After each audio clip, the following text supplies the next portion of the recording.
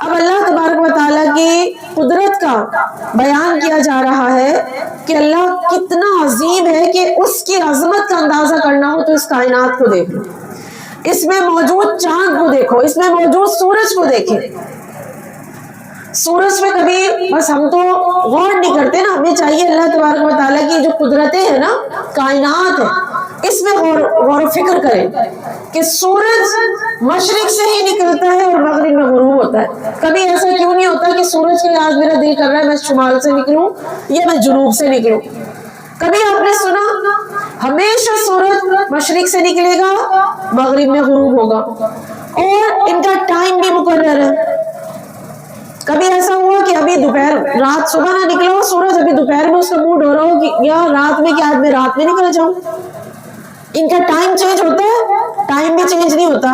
اللہ تبارک و تعالیٰ نے جس ٹائم پہ سورج کو مقرر کیا ہوا ہے وہ اسی ٹائم پہ نکلے گا، اور جس ٹائم پہ چاند کو مقرر کیا ہے وہ چاند نکلے گا۔ تو ان کی ٹائم بھی فکس ہے، اور پھر اللہ تبارک و تعالیٰ نے سورج کو جتنا فاصلے پہ ہم سے رکھا ہے نا، ایک مناسب فاصلے پہ، اسی فاصلے پہ رہتا ہے۔ کبھی ایسا ہوا کہ سورج زیادہ قریب آ جائے، یا لگ رہا ہو کہ وہ گرنے والا ہے، سورج گرنے والا ہے، حالانکہ کوئی رسی نہیں ہے اس کے اوپر، کس نے اسے روکا ہوا ہے؟ اللہ تعالیٰ، کوئی تو قدرت ہے نا۔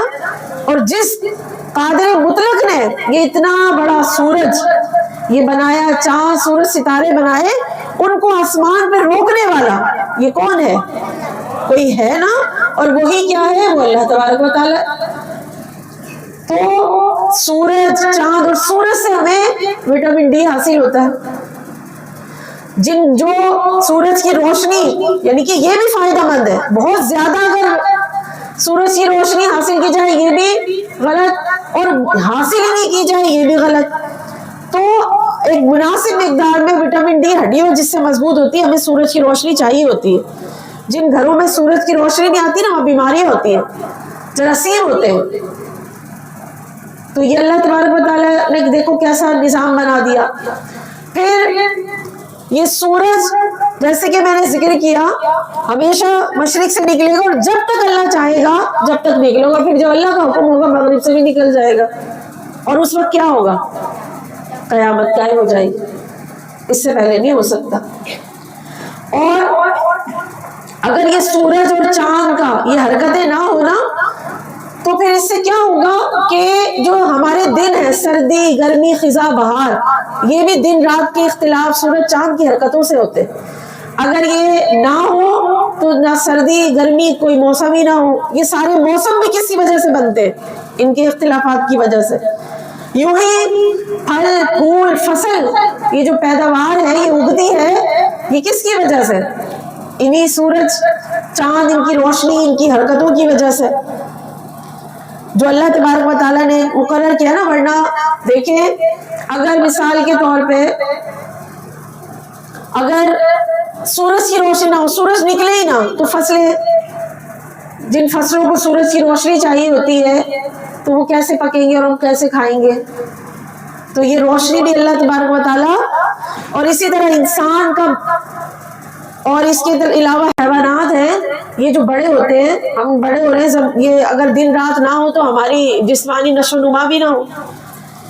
اسی طرح ہمارا ایک چہرہ، یہ دیکھیں ایک بالش کا ہے، یہ حضرت عمر نے فرمایا انسان کا جو چہرہ ہے ایک بالش کا ہے، بس آپ ہاتھ لگائیں، لیکن کتنے چہرے اللہ تبارک و تعالیٰ بنا چکا ہے، اور اس کی صنعت کیسی ہے کہ ہر چہرہ دوسرے چہرے سے مختلف ہے، کوئی میچ نہیں ہوتا۔ کتنی قدرتوں کا مالک، حتیٰ کہ چہرہ تو کیا، انسان کے جو فنگر پرنٹس ہیں نا، یہ بھی ایک دوسرے سے میچ نہیں کرتے، حالانکہ یہ لکیریں تو ہیں۔ کیسی اللہ تعالیٰ نے ڈیزائن کی ہے، کوئی ہے نا، خود بخود تو نہیں ہو گیا یہ۔ اسی طرح دیکھیں ہماری زبان جس سے ہم بولتے ہیں، یہ گوشت کا ایک ٹکڑا ہی ہے، اللہ تعالیٰ نے اس میں قوت گویائی رکھ دی، ورنہ یہ بھی گوشت ہے، یہ بھی گوشت ہے، یہ کیوں نہیں بولتا؟ کبھی ہم یہیں کے علاوہ ہم یہاں سے ہیں، یہاں سے کیوں نہیں بولتے؟ یہ کیوں بولتا ہے؟ کبھی سوچتے ہیں ہم لوگ؟ یہ اللہ تعالیٰ نے اس زبان کو کہا ہے کہ یہ والا گوشت بولے گا، باقی سارے، ورنہ یہ بھی تو گوشت ہی ہے، بول پڑے۔ اسی طرح بچوں، آپ لوگ سوچتے ہو کہ ہمارے بال ہیں سر کے بڑھتے ہیں, یہ آئی بروز یہ جو پلکیں یہ کیوں نہیں بڑھتی ہیں, یہ بھی اتنی بڑی بڑی ہو جائے پھر ہمیں ان کی چوٹیاں سارا ان کی کٹنگ کرنی پڑے. ایک مناسب مقدار میں اللہ تعالیٰ نے ان کو بڑھایا ہوا, بس یہ اتنی ہے اور یہ والے بال.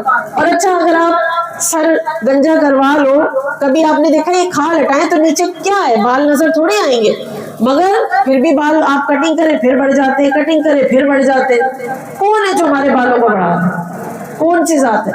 اس طرح نیل آپ کٹ کرتے ہیں, یہ پیچھے نیلز تو نہیں ہے یہاں پہ, لیکن اگر ناخن بڑے ہو جاتے ہیں تو کہاں سے نکل رہے ہوتے ہیں, ہم کاٹ دیتے ہیں, پھر بڑے ہو جاتے ہیں پھر ہم کاٹ دیتے ہیں, تو پیچھے ناخن تو نہیں ہے, خالی ہے مگر بڑا ہو رہا ہوتا ہے یہ ناخن.